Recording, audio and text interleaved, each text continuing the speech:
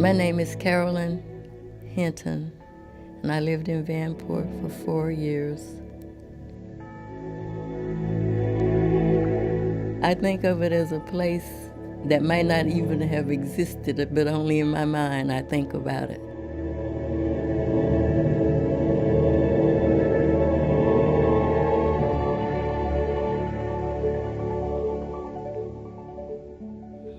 I was born in Arkansas in 1935.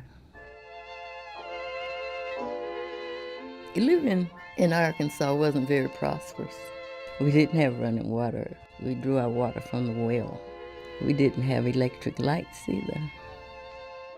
I must say I was happier in Vanport because the living conditions were so much better.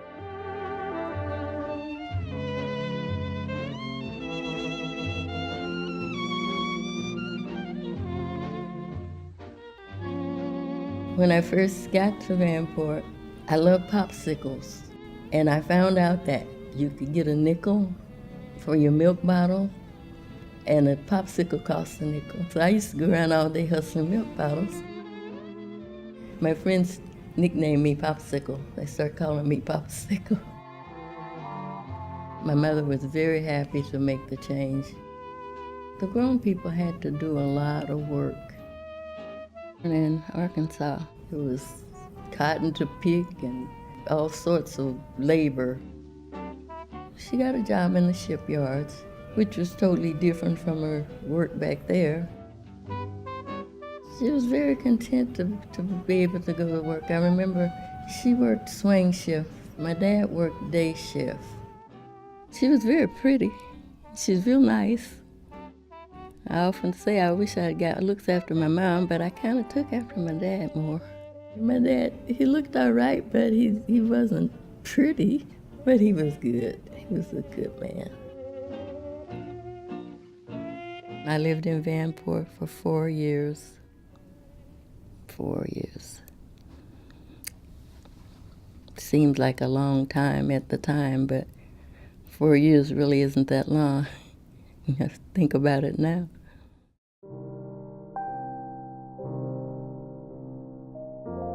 The day of that flood it was pandemonium. I tell you, it was something.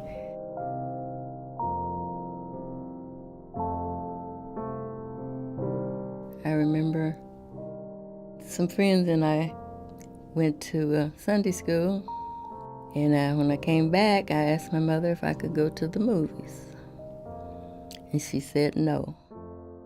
So some friends and we went for a walk up towards interstate. I saw a whole lot of rats running, and I never seen that many. It was like a pack of rats. And I got home, I told my mother about it, and then I asked her again if I could go to the movies, and she said no again.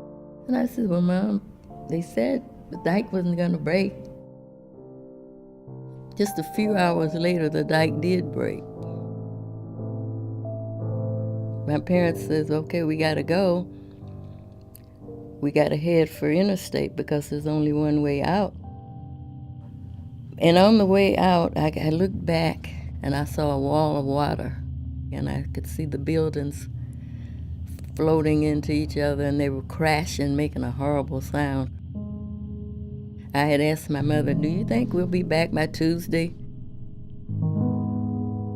After I saw all that water and all those buildings crashing into each other, I knew we wouldn't be back by Tuesday. Nope. It doesn't even seem real sometimes to me that I was actually there. It seemed kind of like a dream. It seemed like it happened way, way far away someplace else. I'm the only one that know about some of these things. Of course, my children don't know anything about it, you know.